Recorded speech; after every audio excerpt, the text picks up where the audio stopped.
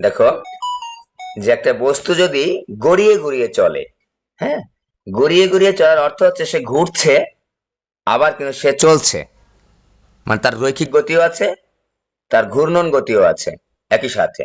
তখন কিন্তু আমাদের এই সূত্রটা ব্যবহার করতে হবে, half M V square plus হচ্ছে হাফ আই ওমেগা স্কোয়ার, গতিশক্তি বের করার জন্য। গতিশক্তি বের করার জন্য আমাদের কি ব্যবহার করতে হবে? রৈখিক গতিশক্তি প্লাস ঘূর্ণন গতিশক্তি। কোন রকম গতির ক্ষেত্রে? চলন ঘূর্ণন গতির ক্ষেত্রে। একই সাথে চলছে এবং ঘুরছে, ঘুরছে আবার চলছে। যেমন সাইকেলের চাকার গতি, সাইকেল চলছে আবার সাইকেলের চাকা কিন্তু ঘুরছেও। যেমন একটা লোহা গোলকের গতি, লোহা গোলক যদি তুমি গড়ায় গড়ায় তুমি এক স্থান থেকে অন্য স্থানে পাঠাও, তাহলে কি হবে? সে ঘুরে ঘুরে যাচ্ছে, মানে সে ঘুরছে এবং সে চলছে। এখন এখানে দেখো তো, এখানে কিন্তু উল্লেখ আছে স্পেশাল বস্তু বেলন। বেলন মানে হচ্ছে, বেলন মানে হচ্ছে চোঙ, সিলিন্ডার। তাই যখন আমরা জড়তার ভ্রামক ব্যবহার করব, তখন কিন্তু এখন আর এম আর স্কয়ার লিখলে হবে না, মানে এটা স্পেশাল টাইপের বস্তু, বিশেষ আকৃতির বস্তু। বেলন মানে সিলিন্ডার মানে চোঙ, তখন আমরা কি লিখবো? আয়ের মানটা বের করে নিব হচ্ছে হাফ এম আর স্কয়ার। কারণ আমাদের জানা আছে চোঙ বা সিলিন্ডারের নিজ অক্ষের সাপেক্ষে জড়তার ভ্রামক হচ্ছে half M R square. By default নিজ অক্ষের সাপেক্ষে জড়তার ভ্রামক কত? Half M R square. ঠিক আছে, হাফ এম আর স্কয়ার। তো ঠিক আছে, তো এখানে half M V square, V এর মানটা দেওয়া নাই। তো V is equal to R omega আমরা জানি, ভি ইজিক্যাল টু কত? আর ওমেগা থেকে আমরা ভি এর মানটা বের করে নিব। এখানে দেখো ব্যাস দেওয়া আছে। আমাদের সিলিন্ডারের যখন আমরা জড়তার ভ্রামক বের করব, তখন কিন্তু আমাদের আর লাগবে, ব্যাসার্ধ লাগবে। তাই আমরা আর বের করে নিয়েছি ডি ভাগ টু, ব্যাস থেকে 2 দ্বারা ভাগ করে দিয়ে আমরা এই সূত্রটা বসিয়েছি। অঙ্কটা আমাদের প্রবলেমটা সলভ হয়ে গেছে। কুয়েটে আসছে এই ধরনের ভর্তি পরীক্ষায় কিন্তু আসে এই ধরনের প্রশ্ন, বিশেষ করে ইঞ্জিনিয়ারিং ভর্তি পরীক্ষায়, হ্যাঁ, এবং ওই বোর্ড পরীক্ষাও মাঝে মাঝে এসে থাকে। ঠিক আছে, আর এখানে দেখো সিলিন্ডারের জড়তার ভ্রামক আমরা লিখেছি হাফ এম আর স্কয়ার। এখানে আরো কিছু জড়তার ভ্রামক লেখা আছে। তো তোমরা জানোই যে জড়তার ভ্রামক হচ্ছে বস্তুর ঘূর্ণনে বাধা প্রদান করে, বস্তুর রৈখিক গতিতে বাধা প্রদান করে, তার নাম হচ্ছে ভর। তেমনি ঘূর্ণন গতিতে বাধা প্রদান করে সেমনি একটা ভরের সমতুল্য রাশি হচ্ছে জড়তার ভ্রামক। তাহলে যে ক্ষেত্রে জড়তার ভ্রামক বেশি, সেক্ষেত্রে বাধার পরিমাণটা বেশি। প্রত্যেকটা টপিকের আমরা কিন্তু বেসিকটা আগে বুঝবো, যে এই টপিকটা বললাম এটার আসলে সিগনিফিকেন্স বা তাৎপর্যটা আসলে কি, এইটা তারা কি বোঝাচ্ছে, থিওরি কি বোঝাচ্ছে, তত্ত্বীয় ভাবে বিষয়টার অর্থ কি, ভৌত তাৎপর্য কি, এটা আগে বুঝবা, তারপর অঙ্কতে যাব আমরা। জড়তার ভ্রামকের তাহলে ভৌত তাৎপর্য কি? এটা বস্তুর ঘূর্ণন গতিতে বাধা প্রদান করে। তার জড়তার ভ্রামক যত কম হবে, বস্তুকে ঘুরানো ততটা সহজ হবে। জড়তার ভ্রামক যত বেশি, তার বাধা দেওয়া প্রদান করার ক্ষমতা বেশি, তাহলে ওই বস্তুটাকে ঘুরানো তত কঠিন হবে। তাহলে আমরা দেখবো এই ধরনের প্রশ্ন আসলে যে কোন ক্ষেত্রে ঘুরানো সহজ হবে বা কোন ক্ষেত্রে ঘুরানো কঠিন হবে, আমরা অবশ্যই দেখবো জড়তার ভ্রামক বের করে।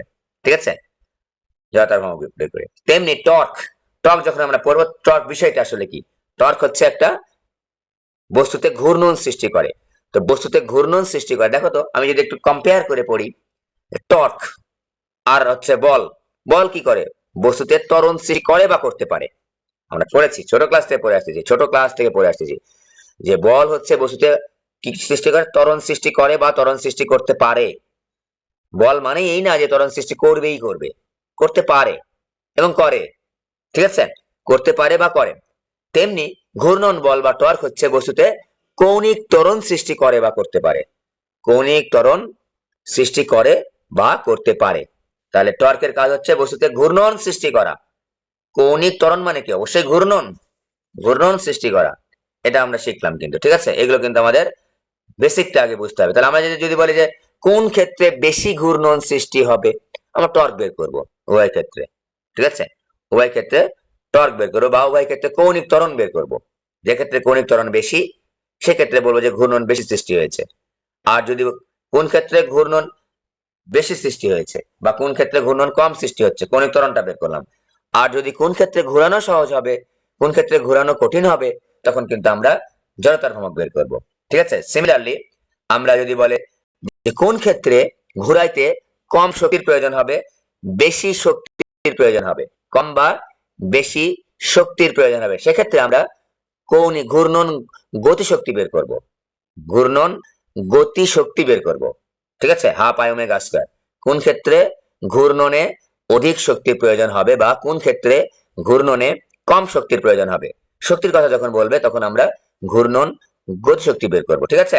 তিনটে জিনিস বললাম, কোন ক্ষেত্রে ঘোরানো সহজ হবে কঠিন হবে তখন আমরা জড়তার ভ্রামক বের করব, কোন ক্ষেত্রে বেশি ঘূর্ণন সৃষ্টি হবে কম ঘূর্ণন সৃষ্টি হবে তখন আমরা টর্ক বা কৌণিক ত্বরণ বের করব, আর কোন ক্ষেত্রে বেশি শক্তি লাগবে ঘুরাইতে কম শক্তি লাগবে ঘুরাইতে সেক্ষেত্রে আমরা হচ্ছে ঘূর্ণন গতিশক্তি বের করবো। তিনটা জিনিস কিন্তু পরীক্ষা আসে, কিন্তু তিন ভাবেই আসে, কিন্তু তিনটা ইম্পর্টেন্ট, ঠিক আছে। জড়তার ভ্রামক আমরা শিখেছি যে বস্তুর ঘূর্ণনে বাধা দেওয়ার পরিমাণটা শুধুমাত্র ভরের উপর নির্ভর করে না, ভরের পাশাপাশি ঘূর্ণন অক্ষ থেকে দূরত্বের উপরও নির্ভর করে, অর্থাৎ ভর কিভাবে কোথায় কিভাবে সজ্জিত আছে সেটার উপর নির্ভর করে। তাহলে আমরা এই সংজ্ঞাটার মধ্যে কি থাকতে হবে, ভর থাকতে হবে আর হচ্ছে দূরত্ব থাকতে হবে। তাই সংজ্ঞার মধ্যে কিন্তু এম আর স্কয়ার আছে, আমরা শিখেছি এম আর স্কয়ার, ঠিক আছে। তো আপনারা যদি হাফ এম ভি স্কয়ার করি ঘূর্ণন গতিশক্তি, হাফ দেখো আই ওমেগা স্কয়ার, এটা ঘূর্ণন গতিশক্তি, এটা রৈখিক গতিশক্তি, রৈখিক ঘূর্ণন এম আই ভি ওমেগা। এগুলো কম্পেয়ার করে করে পড়বা, যেখানে কম্পেয়ার করার সুযোগ আছে, যেটা আগে থেকে তুমি পড়ে আসছো ওটার সঙ্গে ওইটার সাথে কম্পেয়ার করার সুযোগ আছে, সেক্ষেত্রে অবশ্যই আমরা কম্পেয়ার করব কিন্তু, ওকে। জড়তার ভ্রামকের সংজ্ঞা যখন পরীক্ষা আসবে এইটুকাই লিখবা, এগুলো চিত্র দেওয়া দরকার নাই, ঠিক আছে। যে নির্দিষ্ট অক্ষের সাপেক্ষে ঘূর্ণায়মান কোন বস্তুর, ঘূর্ণায়মান কোন দৃঢ় বস্তুর, দৃঢ় কথাটা লিখতে ভালো হয়, না লিখলে সমস্যা নাই। জড়তার ভ্রামক আসলে দৃঢ় বস্তুর ক্ষেত্রেই হয়। ঘূর্ণায়মান কোন দৃঢ় বস্তুর প্রতিটি কণার ভর এবং ঘূর্ণন অক্ষ থেকে তাদের নিজ নিজ দূরত্বের বর্গের গুণফলের সমষ্টিকে জড়তার ভ্রামক বলে। এই লাইনটা মনে রাখবা, m1r1 square m2r2 square plus mn/rn square, এই যে m1 ইন্টু r1 স্কয়ার মানে আনুষঙ্গিক দূরত্বের উপর স্কয়ার, ভরের সাথে কি গুণ হবে, আনুষঙ্গিক দূরত্বের উপর স্কয়ার, ঘূর্ণন অক্ষ থেকে যে দূরত্বটা আনুষঙ্গিক মানে নিজ নিজ, m2 এর সাথে r2 স্কয়ার সাথে r স্কয়ার, তারপর আমরা যোগ করব স্কয়ার করে, সেটা হচ্ছে জড়তার ভ্রামক। আর ফিজিক্যাল সিগনিফিকেন্স তো বলেছি যে বস্তুর ঘূর্ণনে বাধা দেওয়া কি কি বিষয়ের উপর নির্ভর করে, বস্তুর আকার বা আকৃতির উপর, যে বস্তুটার শেপ কিরকম তার উপর নির্ভর করে, তাই না, শেপটা কিরকম, লম্বা বাঁকা হ্যাঁকা তেরা নাকি হচ্ছে গোলাকার, বিভিন্ন বস্তুর উপর নির্ভর করে। নাম্বার ওয়ান, ঘূর্ণন অক্ষের অবস্থানের উপর, যে ওই বস্তুটা কোথায় ঘূর্ণন অক্ষ আছে সেই অবস্থানের উপর নির্ভর করে। আর ঘূর্ণন অক্ষের সাপেক্ষে বস্তুর ভর বিন্যাসের উপর, যে যেখানে ঘূর্ণন অক্ষ আছে সেটা বামে ডানে সামনে পিছনে কিরকম ভর আছে, হ্যাঁ, তার বিন্যাসের উপর নির্ভর করে, KG metre square metre square. এটাও ইম্পর্টেন্ট কিন্তু। জড়তার ভ্রামক 50 কেজি মিটার স্কয়ার বলতে কি বুঝো, জড়তার ভ্রামক 50 কেজি মিটার স্কয়ার বলতে কি বুঝো, সংজ্ঞাটা বললেই হয়ে যাবে, সংজ্ঞাটা বললেই হয়ে যাবে। দেখো, কোন অক্ষের সাপেক্ষে কোন বস্তু জড়তার ভ্রামক এত মিটার বলতে বুঝায় কি বুঝায়, ওই বস্তুর প্রতিটি কণার ভর, যা সংজ্ঞা বলেছো, ওই বস্তুর প্রতিটি কণার ভর এবং অক্ষ হতে তাদের আনুষঙ্গিক লম্ব দূরত্বের, অক্ষ তাদের নিজ নিজ লম্ব দূরত্বের বর্গের গুণফলের সমষ্টি কে জড়তার ভ্রামক বলে। এখন বলবো সমষ্টি 50 KG metre square, 50 KG metre square, ঠিক আছে। তাহলে ওই বস্তুর প্রতিটি কণার ভর এবং অক্ষ হতে ওদের নিজ নিজ দূরত্বের বর্গের গুণফলের সমষ্টি কত, 50 কেজি মিটার স্কয়ার। সংজ্ঞা অনুসারে তুমি এই ব্যাখ্যাটা দিবা, সংজ্ঞা যেরকম ভাবে পড়েছো সেভাবে ব্যাখ্যা দিবা, দরকার হলে চিত্রটা দাগা নিয়ে ব্যাখ্যা দিবা নিজে নিজে, ঠিক আছে। তো একটা কথা এখানে বলে নেওয়া উচিত, সেটা হচ্ছে তোমার পরীক্ষায় প্রশ্ন আসছে, মনে করো জড়তার ভ্রামক 50 কেজি মিটার স্কয়ার বলতে কি বুঝো, 2 মার্কের জন্য প্রশ্ন আসছে, কয় মার্কের জন্য, 2 মার্কের জন্য। তখন তুমি আগে প্রথমে জড়তার ভ্রামকের সংজ্ঞা দিবা, তারপর এটা লিখবা, সংজ্ঞাটা আগে দিয়ে নিবা যে এত অক্ষের সাপেক্ষে প্রতিটি কণার ভর এবং অক্ষ থেকে নিজ নিজ দূরত্বের বর্গের গুণফলের সমষ্টিকে জড়তার ভ্রামক বলে। তারপর বলবা যে কোন অক্ষের সাপেক্ষে কোন বস্তু জড়তার ভ্রামক এত বলতে বোঝায় ওই বস্তুর প্রতিটি কণার ভর এবং অক্ষের দূরত্ব এত। 2 মার্কের জন্য, 1 মার্কের জন্য আসলে এইটুকাই লিখবো, 2 মার্কের জন্য আসলে ওই সংজ্ঞা লিখে তারপরে লিখবো, কিন্তু উল্লেখ করে দিলাম কিন্তু। সিমিলারলি চক্রগতি ব্যাসার্ধ, এটা খুবই ইম্পর্টেন্ট, এটা খুবই খুবই ইম্পর্টেন্ট। চক্রগতি ব্যাসার্ধ সকল সময়ের জন্য পরীক্ষায় খুবই আসে, 1 মার্কের জন্য। অথবা এটা চক্রগতি ব্যাসার্ধ 10 মিটার বলতে কি বুঝো, ব্যাসার্ধ মানে কি, একটা দূরত্ব। খেয়াল করো, কোন দৃঢ় বস্তুর সমগ্র ভর যদি একই বিন্দুতে কেন্দ্রীভূত করা হয়, আমরা বলেছি সমস্ত ভরকে একটা বিন্দুতে কেন্দ্রীভূত করলাম, কেন্দ্রীভূত বিন্দু হতে এই যে অক্ষের দূরত্ব সেটাকে বলবো আমরা চক্রগতি ব্যাসার্ধ। একটু কথা একটু বাড়ায় বলতে হবে যে কেন্দ্রীভূত খালি করলে হবে না, কেন্দ্রীভূত করার পরেও জড়তার ভ্রামকের যদি পরিবর্তন না হয়, কেন্দ্রীভূত করেছি সমস্ত ভরকে, করার পরে যে জড়তার ভ্রমক পেয়েছি ওই জড়তার ভ্রমকটা কেন্দ্রীভূত করার আগে যা ছিল তাই আছে, তবেই এই কেন্দ্রীভূত বিন্দু হতে অক্ষের দূরত্বকে বলবো আমরা হচ্ছে জড়তার চক্রগতি ব্যাসার্ধ। এটা কিন্তু একটু উল্লেখ করে বলতে হবে যে সমস্ত ভরকে একটা বিন্দুতে কেন্দ্রীভূত করা হলেও সমগ্র বস্তুর জড়তার ভ্রমকের কোনো পরিবর্তন না হয়, সমগ্র বস্তু জড়তার ভ্রমকের কোনো পরিবর্তন না হয়। ঠিক আছে, কেন্দ্রীভূত করার পরে যে জড়তার ভ্রমক পাচ্ছ তুমি, কেন্দ্রীভূত করার আগেও সমস্ত বস্তুর যে জড়তার ভ্রমকটা ছিল তার সমান, তখন আমরা ওই কেন্দ্রীভূত বস্তু থেকে বা বিন্দু থেকে অক্ষের দূরত্বকে বলবো চক্রগতি ব্যাসার্ধ। এই যে দূরত্বটা কালো কালি দিয়ে দিয়েছে মোটা করে, তাহলে সংজ্ঞাটা দেখো সুন্দর করে যদি সাজিয়ে গুজিয়ে লিখি তাহলে কি লিখবো, কোন দৃঢ় বস্তুর সমগ্র ভর যদি একটি বিন্দুতে কেন্দ্রীভূত করা যায় এবং নির্দিষ্ট অক্ষের সাপেক্ষে কেন্দ্রীভূত বস্তু জড়তার ভ্রামক, নির্দিষ্ট অক্ষের সাপেক্ষে কি ওই কেন্দ্রীভূত বস্তু কোণার জড়তার ভ্রামক এবং ওই অক্ষের সাপেক্ষে সমগ্র বস্তু জড়তার ভ্রামক সমান হয়, তাহলে কেন্দ্রীভূত বস্তু সাপেক্ষে কেন্দ্রীভূত বস্তুর নির্দিষ্ট অক্ষের সাপেক্ষে কেন্দ্রীভূত বস্তু জড়তার ভ্রামক এবং ওই অক্ষের সাপেক্ষে আবার সমগ্র বস্তু জড়তার ভ্রামক যদি সমান হয় তবে, হ্যাঁ, তবে ওই নির্দিষ্ট অক্ষ হতে কেন্দ্রীভূত বস্তু কোণার বা কেন্দ্রীভূত বিন্দুর দূরত্বকে বলা হচ্ছে চক্রগতি ব্যাসার্ধ। নিজের ভাষায় সুন্দর করে সাজিয়ে গুজিয়ে লিখবা, হ্যাঁ, বিষয়টা তো ব্যাখ্যা করে বলছি, খুবই ইম্পর্টেন্ট। সমস্ত ভরকে আমরা বিন্দুতে কল্পনা করেছি, করার পরেও সমগ্র বস্তু জড়তার ভ্রামক এবং এই নির্দিষ্ট বস্তু কোণার জড়তার ভ্রামক বা কেন্দ্রীভূত বস্তু কোণার জড়তার ভ্রামকের কোনো পরিবর্তন না হয়, তাহলে এই যে বিন্দু, এই বিন্দু থেকে অক্ষের দূরত্বকে বলবো আমরা চক্রগতি ব্যাসার্ধ। এবার খেয়াল করো চক্রগতি ব্যাসার্ধ তাহলে কত, আই ইজ ইকুয়াল টু কত, এম কে স্কয়ার। মনে রাখবা বিভিন্ন প্রশ্নে জড়তার ভ্রামক পরিবর্তন, জড়তার ভ্রামক না চাইলেও, জড়তার ভ্রামক অনেক সময় চায় না, শুধুমাত্র হচ্ছে ওই কি বলে ওই চক্রগতি ব্যাসার্ধ চাই, জড়তার ভ্রামক বের করে নিয়ে আমরা ওখান থেকে চক্রগতি ব্যাসার্ধটা বের করে নিব এই সূত্র অনুসারে। ঠিক আছে, চক্রগতি ব্যাসার্ধ 10 মিটার বলতে কি বুঝো, কোন অক্ষের সাপেক্ষে একটি বস্তু চক্রগতি ব্যাসার্ধ 10 মিটার বলতে বোঝায়, কি বোঝায়, ওই অক্ষ হতে 10 মিটার দূরে, এই যে অক্ষ থেকে 10 মিটার দূরে সমগ্র বস্তুর ভর কেন্দ্রীভূত আছে ধরে নিলে, সমগ্র বস্তুর ভর কেন্দ্রীভূত আছে ধরে নিলে যে জড়তার ভ্রামক আমরা পাওয়া যায় সেটা হিসাব করলেই সমগ্র বস্তু জড়তার ভ্রামকটা হিসাব করতে পারবো। ঠিক আছে, খুবই সহজ কথা। কোন অক্ষের সাপেক্ষে একটি বস্তুর চক্রগতি ব্যাসার্ধ 10 মিটার বলতে বোঝায় ওই অক্ষ হতে 10 মিটার দূরে একটি বিন্দুতে সমগ্র ভর কেন্দ্রীভূত আছে ধরে নিলাম, ধরে নিয়ে জড়তার ভ্রামক হিসাব করব, হিসাব করার পরে বলবো আমরা কমেন্ট করব, কি কমেন্ট করব, যে যে জড়তার ভ্রামকটা পেলাম এই বিন্দুতে সমগ্র ভর কেন্দ্রীভূত আছে ধরে নিয়ে যে জড়তার ভ্রামক হিসাব করলাম সেই জড়তার ভ্রামকটাই হবে সমগ্র বস্তুর জড়তার ভ্রামকের সমান। এই যে এখানে দেওয়া আছে একটা চাকার ভর দেওয়া আছে, চক্রগতি ব্যাসার্ধ দেওয়া আছে, জড়তার ভ্রামক বের করতে বলেছি I is equal to mk square. একটা চাকার ভর, এটা কোনো স্পেশাল শেপের কোনো বস্তু না, তাই আমরা mk স্কয়ার লিখেছি। ওকে, এবার একটি বস্তু জড়তার ভ্রামকটাই দেওয়া আছে, চক্রগতি ব্যাসার্ধ নির্ণয় করতে বলেছে। এবার একটা জিনিস খেয়াল করো, বস্তুর ওজন দেওয়া আছে, তো চক্রগতির ব্যাসার্ধ বা জড়তার ভ্রামক বের করতে হলে কিন্তু আমাদের কি করতে হবে, আমাদের ভর লাগবে। ওজন দেওয়া থাকলে এই W is equal to mg থেকে বস্তুর ভর m টা বের করে নিব আমরা। ঠিক আছে,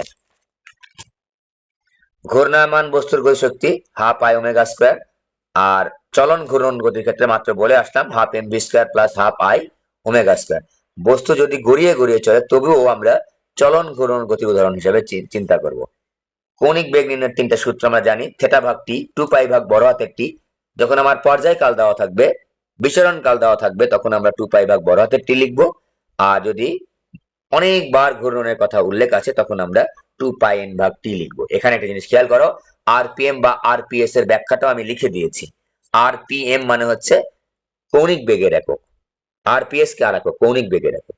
তো আরপিএস বা আরপিএম থাকলে আমরা কিভাবে কৌণিক বেগের যে এসআই একক সেখানে যাব সেটা লিখে দিয়েছি। 2 পাই দ্বারা গুণ করব, একবার রেভলিউশন পার মিনিট, তাহলে পার মিনিট, পার কথাটা থাকলে নিচে হবে ভাগ, 60 দ্বারা ভাগ করেছি। আর যখন আমরা শুধু আরপিএস বলেছি তখন কিন্তু 1 দ্বারা ভাগ করেছি, কারণ পার সেকেন্ড, সেকেন্ড মানে কি একটা সেকেন্ড। তো আর মনে হয় লাগবে না দেখানো, এগুলো আমরা বুঝি। এই যে রৈখিক গতি, ঘূর্ণন গতি কম্পেয়ার করে পড়িয়েছি বলে, বাম পাশে রৈখিক গতি, ডান পাশে ঘূর্ণন গতি। ঠিক আছে, এই যে F is equal to M A, I is equal torque is equal to I alpha, P is equal to M V, L is equal to M. এই কটা 5টা পয়েন্ট পড়বা।